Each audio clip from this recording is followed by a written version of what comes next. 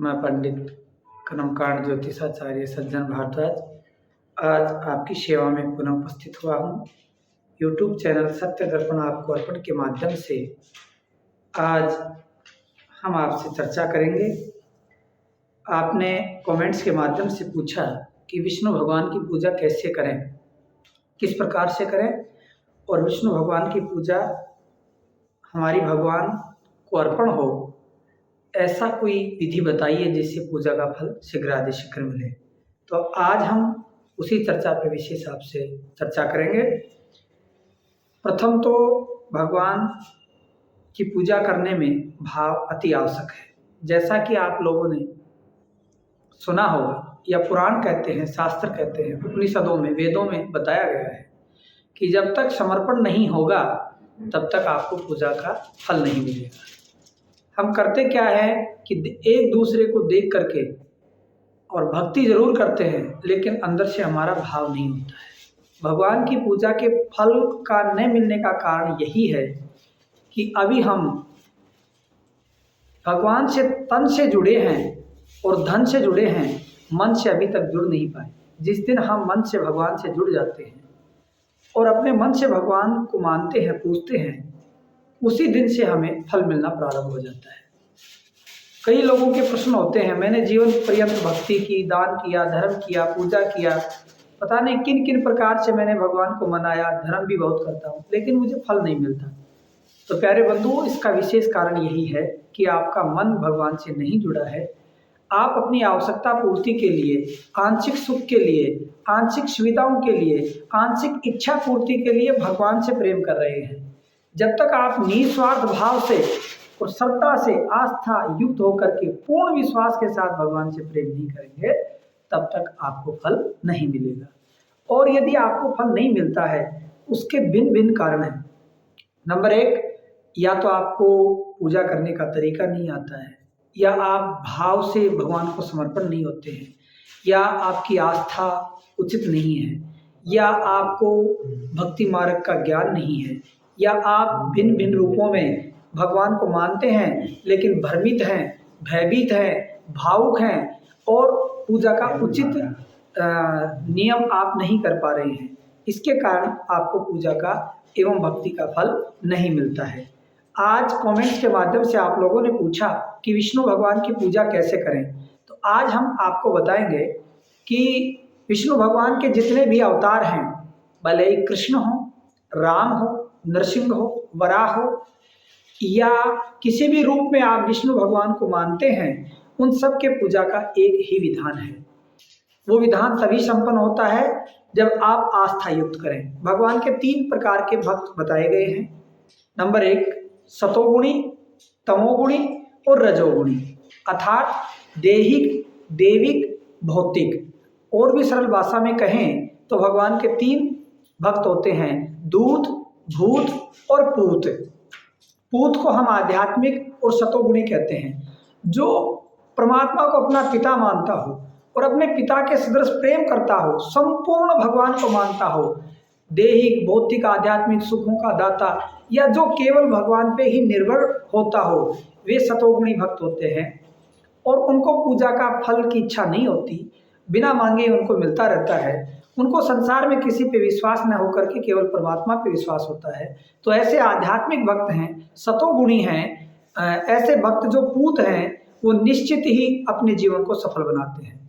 दूसरे नंबर के भगवान के सेवक होते हैं रजोगुणी, जो अपनी इच्छा पूर्ति के लिए भगवान को मानते हैं, अपनी मनोकामना को पूर्ण करने के लिए भगवान को मानते हैं, अपने आवश्यकताओं को पूर्ति के लिए भगवान को मानते हैं। ऐसे लोगों के फलों में न्यूनता होती है, मध्यम रहते हैं, फल मिलता भी है और नहीं भी मिलता। तो ऐसे जो रजोगुणी भक्त हैं, जो किसी को बिना दुख दिए, बिना किसी को पीड़ा दिए और अपने भगवान को भजते हुए, अपनी आवश्यकताओं का बार बार संकल्प करते हुए भगवान को मानते हैं, इनको हम रजोगुणी भक्त कहते हैं। तृतीय भक्त हैं पूत, तमोगुणी। ये ऐसे भक्त होते हैं, इनको परमात्मा से कोई मतलब नहीं होता है और देख देख करके नकल करते हैं और भगवान का पाखंड करते हैं, आडंबर करते हैं, जनता को भ्रमित करते हैं, भयभीत करते हैं, जनता की भावनाओं से खेलते हैं और परमात्मा का विश्वास न करके अपने आप को सक्षम मानते हैं, उनको तो कदाचित समय के अनुसार अच्छा फल मिल सकता है, लेकिन उनका अंत बुरा है। इसीलिए हम आपको आज्ञा देंगे कि भगवान के यदि आप बन सकते हो तो पूत बनो। पूत का मतलब पुत्र, और यदि पूत भी नहीं बनो तो दूत। दूत का मतलब नौकर। कम से कम भगवान ने जो आपको देह दिया है, आपको जो कर्म दिया है, आपको जो धर्म दिया है, उसको आप निभाते हुए भी चलेंगे तो भगवान की नौकरी हो ही जाएगी। और यदि आप भूत बनते हैं केवल अपने सुखों के लिए, अपने इच्छाओं की पूर्ति के लिए, आंशिक सुखों के लिए आप यदि धर्म का खंडन करते हैं, कर्म का खंडन करते हैं, तो ये आपके लिए अहितकर होगा। जब पूजा का फल तब तक नहीं मिलता जब तक समर्पण नहीं होता। तो आप पहले संकल्प करें कि हे परमात्मा, आपने जो ये तन दिया है, ये मन दिया है, ये संसार में धन दिया है, और जो भी मेरे द्वारा संचालित है, इस देह के द्वारा संचालित है, वो सब आपकी शरण में है। मेरी गति, मेरी मति, मेरी रति सब आपको अर्पण करता हूँ। मेरे कर्म, मेरे धर्म, मेरे नियम, मेरे वर्त एवं जो भी इस देह से बनता है, वो सब आपकी प्रसन्नता के लिए अर्पण करता हूँ। ऐसा भाव आप करें। और आपने पूछा कि भगवान विष्णु की पूजा कैसे करें, तो आज हम लक्ष्मी नरसिंह भगवान या लक्ष्मी नारायण या राधा कृष्ण या सीताराम जी या भगवान के जो भी रूप हैं, नारायण भगवान के जो भी स्वरूप हैं जिनको आप मानते हैं, उनकी पूजा का विधान हम आपको वैदिक एवं पौराणिक एवं मानसिक तीनों प्रकार की पूजा बताएंगे। भगवान की पूजा 3 प्रकार से होती है। नंबर 1, वेदों के अनुसार। ये पूजा आपके लिए संभव नहीं है, इसमें सभी वेद मंत्र होते हैं और बड़ा विधान होता है। आप इस पूजा को नहीं कर पाएंगे। गृहस्थी लोग इस पूजा को करने में असक्षम हैं। इस पूजा को केवल ब्राह्मण देव और संत लोग ही करते हैं। दूसरी पूजा है पौराणिक। पौराणिक मंत्रों के द्वारा पूजा होती है। संस्कृत में पौराणिक सरल मंत्र होते हैं, उनके द्वारा आप अभ्यास करके, संगत करके और किसी का सहयोग लेकर के पूजा कर सकते हैं और इसका फल आपको अच्छा मिलेगा। यदि आप संस्कृत से भयभीत हैं, कुछ लोग संस्कृत के नाम से ही भयभीत होते हैं, संस्कृत का पूजा पाठ हम नहीं करेंगे, हमसे अच्छा नहीं होगा, कर नहीं पाएंगे, शुद्धि हो जाए, अशुद्धि हो जाए। इसलिए कुछ भक्तों की कामना होती है कि हम सीधे और सरल भगवान की किस प्रकार से पूजा करें। ऐसी पूजा जो भाव से पूरित हो, ऐसी पूजा जो मन से पूरित हो, ऐसी पूजा जिसको करने में संशय न हो, ऐसी पूजा जिसको करने में भय न हो, ऐसी पूजा जिसको करने से शीघ्र ही फल प्राप्त हो जाए, भगवान की कृपा प्राप्त होने लगे, ऐसी पूजा हम आपको बताते हैं, जिसको भाव पूजा कहते हैं एवं मानसिक पूजा कहते हैं। इस पूजा को करने के लिए आप भगवान के विग्रह, मूर्ति को एवं यदि फोटो है तो फोटो को, यदि और किसी प्रकार का आपके पास शालिग्राम जी है या कन्हैया की मूर्ति है, बाल गोपाल है या लक्ष्मी नरसिंह भगवान का कोई मूर्ति ले रखा है या किसी भी विष्णु स्वरूप कोई आपके पास विग्रह है, कोई भगवान की मूर्ति है, उसको आप पाटे पर पीले कपड़े को बिछा करके और तांबे के पात्र में या चांदी के पात्र में या किसी भी प्रकार की धातु हो, उसमें भगवान को ओम लिख करके फूल डाल करके बिठा लें और आह्वान करें कि हे परमात्मा, मैं आपकी पूजा कर रहा हूँ। मेरी आत्मा को शुद्ध करते हुए, मेरे तन को शुद्ध करते हुए, मेरे मन को शुद्ध करते हुए इस पूजा को आप स्वीकार करो। मैं हृदय से आपका आह्वान करता हूँ।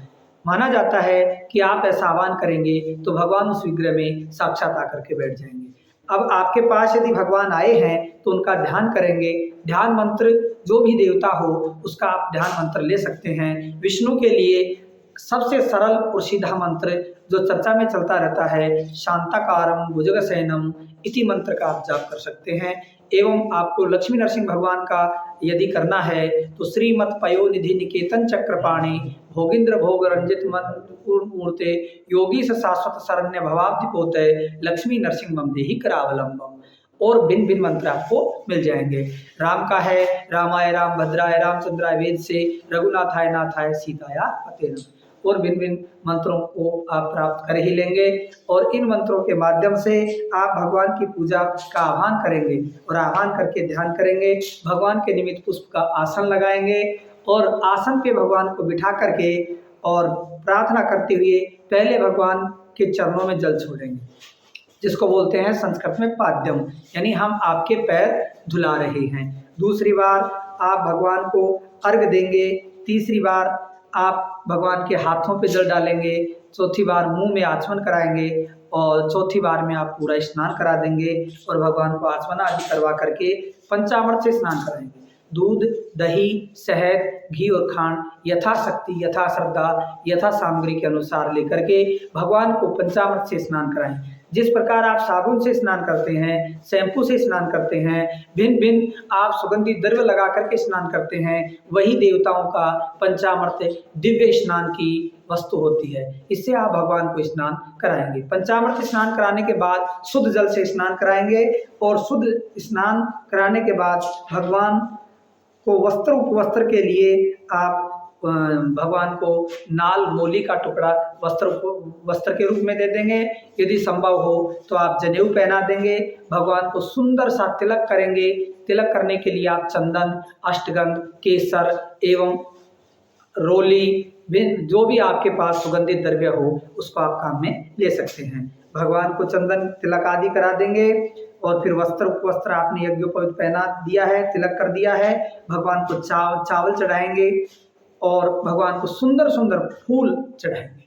फूल शुद्ध होने चाहिए, धो करके चढ़ाएं एवं फूलों का श्रृंगार भगवान का अच्छा करें जो आपको देखने में सुंदर लगे एवं भगवान को दिव्य पुष्प जो भी सुलभ हों उनसे आप पूजा कर सकते हैं। पुष्पों के साथ भगवान नारायण को तुलसी अवश्य चढ़ाएं। यदि आपने कुछ भी नहीं किया, मात्र तुलसी चढ़ा दी तो भी आपकी पूजा पूर्ण होती है, लेकिन आपको षोडशोपचार से ही पूजा करनी चाहिए। भगवान को तुलसी अर्पण करेंगे। आप दुर्वा चढ़ाते हैं, भगवान को दुर्वा भी चढ़ा देंगे।